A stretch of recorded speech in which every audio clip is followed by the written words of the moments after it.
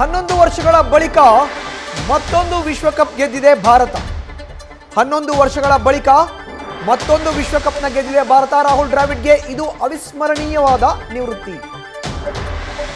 ದ್ರಾವಿಡ್ ಜವಾಬ್ದಾರಿ ತೆಗೆದುಕೊಂಡು ಸಾಧನೆಯನ್ನ ಮಾಡಿದ್ದಾರೆ.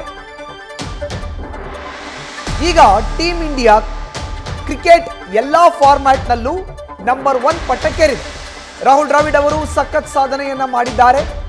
ಮಾಜಿ ಕ್ರಿಕೆಟಿಗ, ಕ್ರಿಕೆಟ್ ವಿಶ್ಲೇಷಕ ಜಾನಿ ಶ್ರೀನಿವಾಸ್ ಮೂರ್ತಿ ಹೇಳಿಕೆಯನ್ನ ಕೊಟ್ಟಿದ್ದಾರೆ. ಎಂಥ ಒಂದು ಏನು ಹೇಳ್ತೀರಾ, ಅವಿಸ್ಮರಣೀಯ ರಿಟೈರ್ಮೆಂಟ್ ಆಗಿರೋದು ರಾಹುಲ್ ದ್ರಾವಿಡ್ ಅವ್ರದ್ದು ಅಂತ ಅನಿಸ್ತಾ ಇದೆ. ಇವರು 2021 T20 ವರ್ಲ್ಡ್ ಕಪ್ ಡಿಬ್ಯಾಕಲ್ ಆದಮೇಲೆ ತೊಗೊಂಡಿದ್ದು, ಅಂದರೆ ದುಬೈಯಲ್ಲಿ ಟೀಮ್ ಇಂಡಿಯಾ ಕ್ವಾಲಿಫೈ ಆಗಲಿಲ್ವಲ್ಲ ಸೂಪರ್ 8ಗೆ. ಅದಾದಮೇಲಿಂದ ಇವರು ಕೋಚಿಂಗ್ ತೊಗೊಂಡಿದ್ದು ಟೀಮ್ ಇಂಡಿಯಾದು. ಸಖತ್ ಸಾಧನೆ. ನಾವು T20 ಫಾರ್ಮೆಟಲ್ಲಿ ನಂಬರ್ 1 ಆದ್ವಿ, ODIಯಲ್ಲಿ ನಂಬರ್ 1 ಆದ್ವಿ, ಟೆಸ್ಟಲ್ಲಿ ನಂಬರ್ 1 ಆದ್ವಿ. ಬಟ್ ಬೇಜಾರಾಗಿದ್ದೇನಪ್ಪ ಅಂದರೆ 2 ವರ್ಲ್ಡ್ ಟೆಸ್ಟ್ ಚಾಂಪಿಯನ್ಶಿಪ್ಪು ಫೈನಲ್ಸ್ಗೆ ಬಂದರೂ ಗೆಲ್ಲಕ್ಕಾಗಿಲ್ಲ.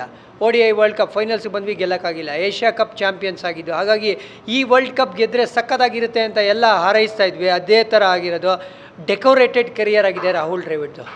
2007 ಇದೇ ವೆಸ್ಟ್ ಇಂಡೀಸಲ್ಲಿ ಅವ್ರ ನಾಯಕತ್ವದಲ್ಲಿ ಟೀಮ್ ಇಂಡಿಯಾ ನೆಕ್ಸ್ಟು ಏನು ಹೇಳ್ತೀರಾ ಸ್ಟೇಜ್ಗೆ ಹೋಗದೆ ಗ್ರೂಪ್ ಸ್ಟೇಜಲ್ಲೇ ಸೋತಿದ್ದು. ಅವರ ಪ್ರಾಬಬ್ಲಿ ಕ್ರಿಕೆಟಿಂಗ್ ಕರಿಯರಲ್ಲಿ ಅದು ಲೋಯೆಸ್ಟ್ ಮೊಮೆಂಟ್ ಅಂತ ಹೇಳಿದ್ರೆ, ಸೇಮ್ ವೆಸ್ಟ್ ಇಂಡೀಸಲ್ಲಿ ಅವರ ಕೆರಿಯರ್ನ ಹೈಯೆಸ್ಟ್ ಪಾಯಿಂಟ್ ಕೂಡ ನೋಡಿದ್ದಾರೆ. ಇದು ವಿಧಿವಿಲಾಸ ಅಂತ ಹೇಳೋದು. ಥ್ಯಾಂಕ್ಸ್ ರಾಹುಲ್ ದ್ರಾವಿಡ್ ಅಂತ ಹೇಳ್ತೀನಿ. ಯಾಕಂದರೆ ಆ ಥರ ಒಂದು ಕೆಲಸ ಮಾಡಿದ್ದೀರಾ. ಕರ್ನಾಟಕದ ಹೆಮ್ಮೆ, ಕನ್ನಡದ ಕಂದ ರಾಹುಲ್ ದ್ರಾವಿಡ್ ಸರ್. ನೇಚರ್ನ ನಿಯಮ ಏನು ಹೇಳಿ, ಹಳೆ ನೀರು ಹರಿಬೇಕು, ಹೊಸ ನೀರು ಬರಲೇಬೇಕು. ದಿಗ್ಗಜರು ರಿಟೈರ್ ಆಗ್ತಾ ಇದ್ದಾರೆ. ರೋಹಿತ್ ಶರ್ಮಾ, ವಿರಾಟ್ ಕೊಹ್ಲಿ ಹಾಗೂ ರಾಹುಲ್ ದ್ರಾವಿಡ್ ಅಂತ ಹೇಳಿದ್ರೆ, ನೆಕ್ಸ್ಟ್ ಜನರೇಷನ್ ಮುಂದೆ ತೊಗೊಂಡೋಗ್ಬೇಕಾಗತ್ತೆ ಟೀಮ್ ಇಂಡಿಯಾನ. ಅವ್ರು ರೆಡಿ ಇದ್ದಾರೆ ಅಂತ ವಿರಾಟ್ ಕೊಹ್ಲಿ ಹೇಳಿದ್ರು ಕೂಡ ಮ್ಯಾನ್ ಆಫ್ ದಿ ಮ್ಯಾಚ್ ಆದಮೇಲೆ ಇಂಟರ್ವ್ಯೂ ಮಾಡಿದಾಗ. ಹಾಗಾಗಿ ಈಗ ಒಂದು ಅಧ್ಯಾಯ ನೋಡಿದ್ವಿ, ಈಗ ಶುರುವಾಗ್ತಾ ಇದೆ ಹೊಸ ಅಧ್ಯಾಯ. ನ್ಯೂಸ್ ಫಸ್ಟ್, ನಿರ್ಭೀತಿಯಿಂದ ನಿಮ್ಮ ಪರವಾಗಿ.